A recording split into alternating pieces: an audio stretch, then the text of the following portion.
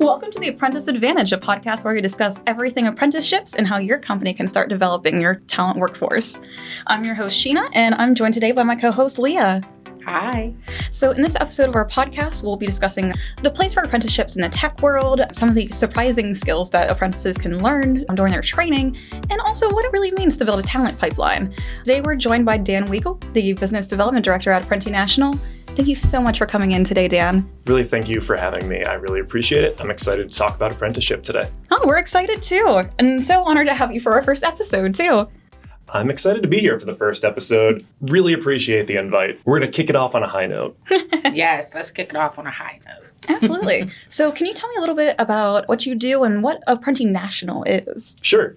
Apprenti National is an organization that is a nonprofit that focuses on building the tech skills that are needed by the companies that have the jobs that are in demand by employees. Awesome. Apprenticeships, we're used to that more in a craftsman's trade kind of situation. So what exactly is a tech apprenticeship? How does that work? Yeah, I'm glad you asked that question because a lot of people think about apprentice, they think about electricians, they think about pipe fitters, they think about plumbers.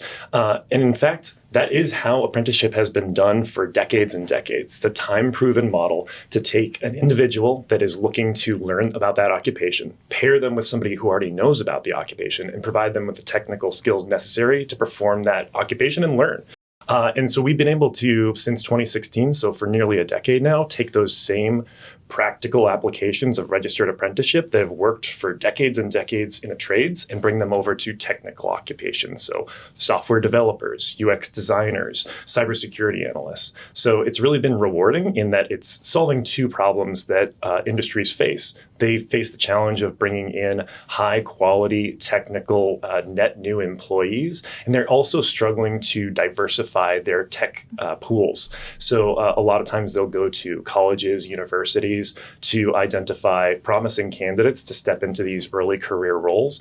The problem is that colleges and universities can't keep up with the demand of the tech world to be able to provide enough employees. So a registered apprenticeship solves both of those needs.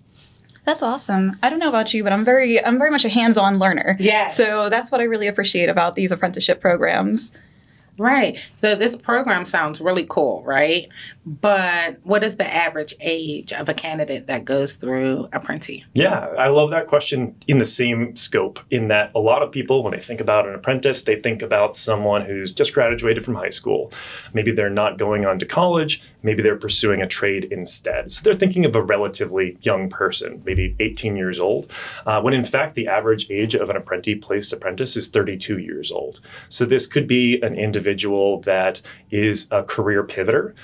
Maybe they have stepped into one occupation or one career pathway, and they've realized that they've reached a plateau. They're not going to progress past that point in that particular career pathway, and so they're looking for a way to get into tech. And registered apprenticeship through the Apprenti program provides the connection between the employers, the mentors, and provides the technical training necessary for that individual to have an opportunity to prove themselves, show that they have the attitude, appetite, and aptitude to be successful in tech and really start off in the right way in that career. And the other thing that I'll say about the average age, or since you asked about the average age of an apprentice, is that the youngest apprentice that we've placed at Apprenti is 18 years old. And then the most experienced apprentice that we've placed is 64 years old. So it really can be for anyone who's interested in getting into the tech field. Man, I also love that, just diversity in general, but also diversity in age.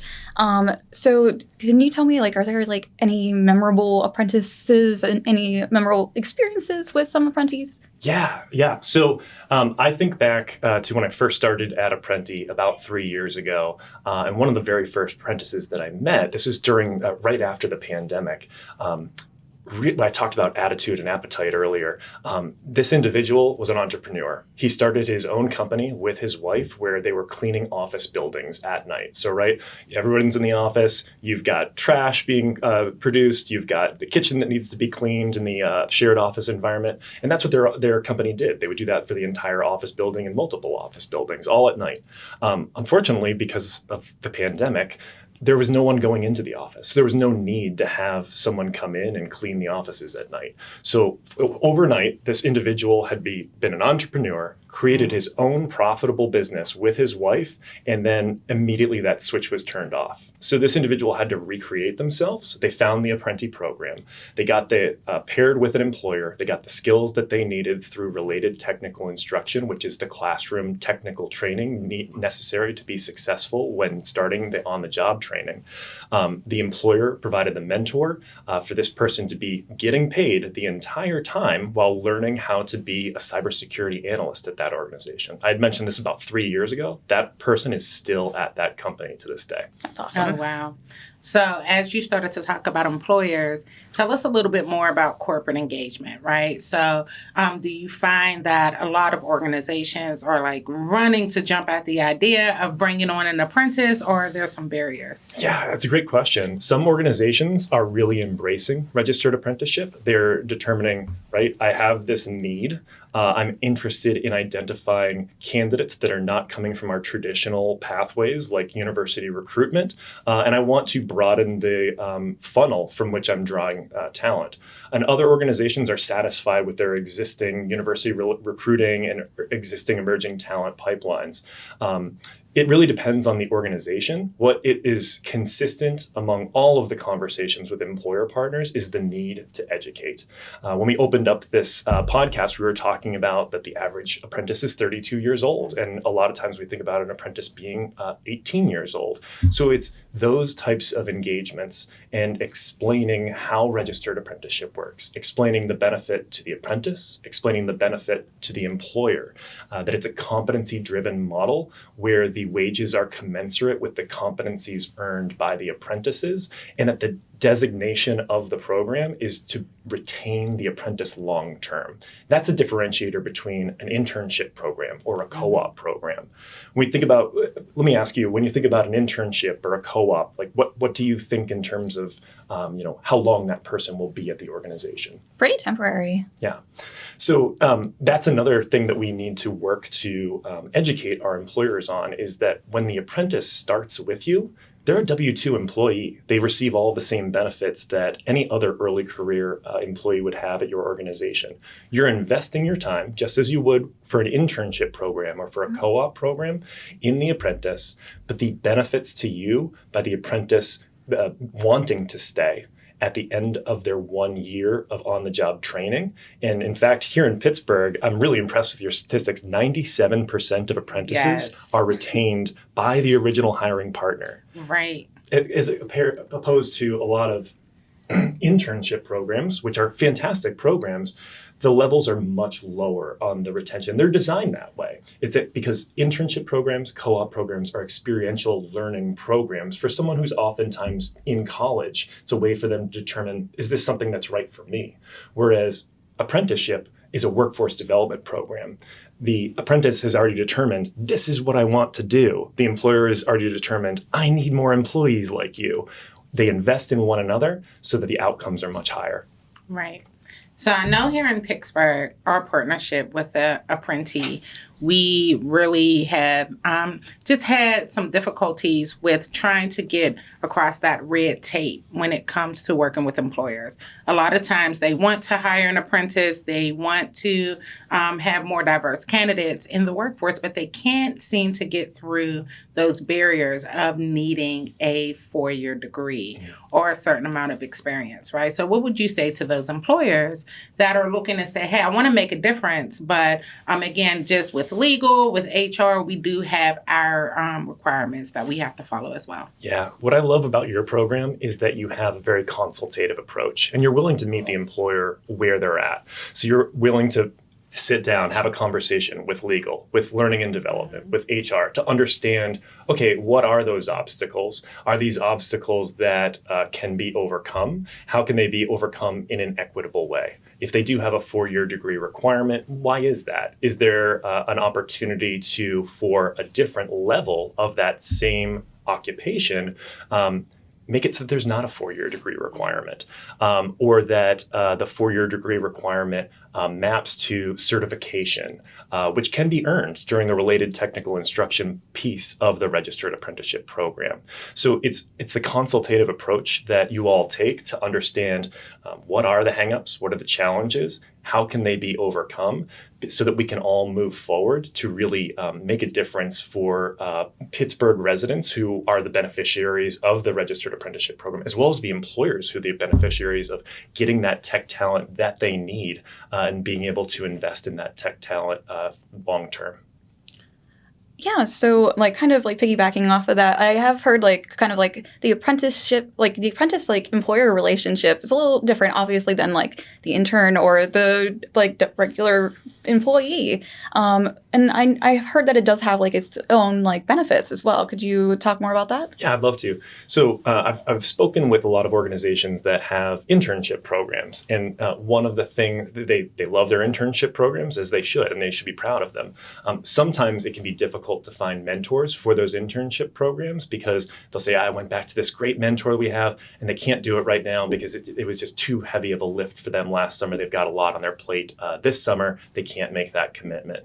And in part, the difficulty of aligning that commitment is that you're aligning that commitment from that high achiever in your organization that wants to be a mentor, but who might be frustrated that the person that they've invested their time in as an intern is not made a job offer at the conclusion of their internship, or they're offered, but they do not accept the job offer because they determine, you know what, I thought I might be interested in this, but this industry isn't right for me.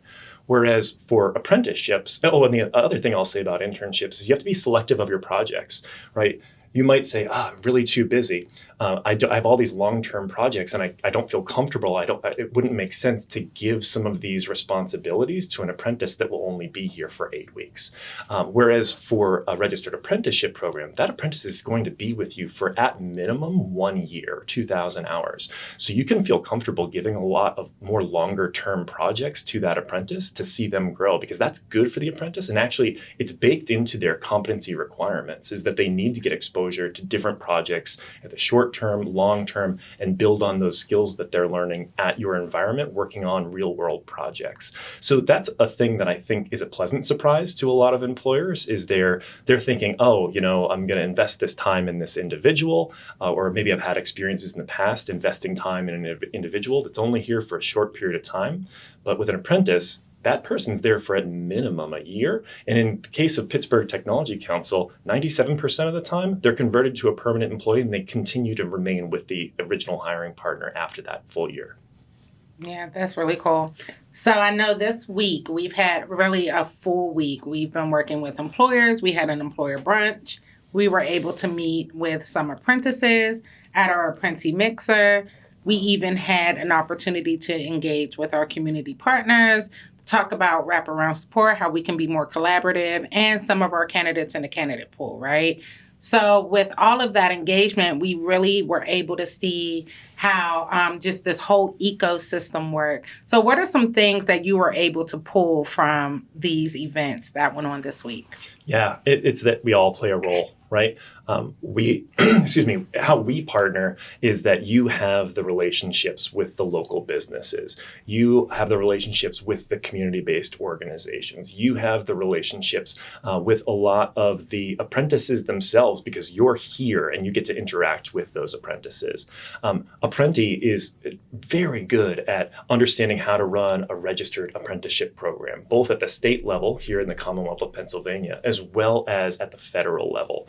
We have expertise when it comes to our access team and providing resources to apprentices who may raise their hand and say, I'm struggling with related technical instruction, or I have a question about how to go through the candidate pool and how to be ready to pass the assessment. So we provide a lot of resources on the regulatory side, on the logistical side for running a high fidelity registered apprenticeship program. You have all of these rich relationships with all of the stakeholders that you mentioned, and you're managing those relationships in real time to deliver high quality outcomes for the employers that they expect, and they should rightfully expect, because that's what all of our statistics have shown for nearly the last decade. Right. Yeah, we are so lucky to have a relationship with Apprenti here. The Pittsburgh Technology Council and 40 by 80, one of the programs that excites me the most. For any employers who might be watching or listening to this today, what is one thing that you would like them to take away from this talk? That's a great question. Let's work together, because we can take off the lift that might be perceived around registered apprenticeship. Again, it goes back to the education piece. A lot of employers might hear the word registered apprenticeship. They might know that the government is involved in that these standards are filed for the apprentices. There's certain competencies that the apprentices are tracking toward along with their hiring manager. And they might think like, why wouldn't I just go source talent from directly from a boot camp? And then, I can plug that person into my, candidate pool, and I'll have a successful time with that type of engagement. And I think that the host of services that we offer and the amount of work that we take off of the plates of the employers to provide funding to offset the training associated with the program, to provide the resources and community-based organizational supports necessary for that candidate to be able to get to their job, or for childcare. All of these things are lifts that we can take off of the employer so that they can focus on providing mentorship to that apprentice so that they can retain that apprentice long term. So I know with our partnership, so 40 by 80, we partner with you, Apprenti, on bringing Apprenti to Pittsburgh. Can you talk more about your relationships just across the nation with Apprenti? Yeah. So we work with a number of different channel partners, we call them. These are organizations who understand their region and who understand their various business models. They have existing relationships with employers. They know which employers will have the appetite and have the resources necessary to run effective early career and emerging talent programs, because we want to be working with those employers who are forward thinking and who have the patience and attitude necessary to bring on and support emerging talent in order to drive toward their goals of further diversifying their tech workforce. We do that with in a number of different cities, and then we work with other national organizations who have these types of relationships and who are working to with those employers to place apprentices in any of the 20 different occupations that we have filed at the federal level.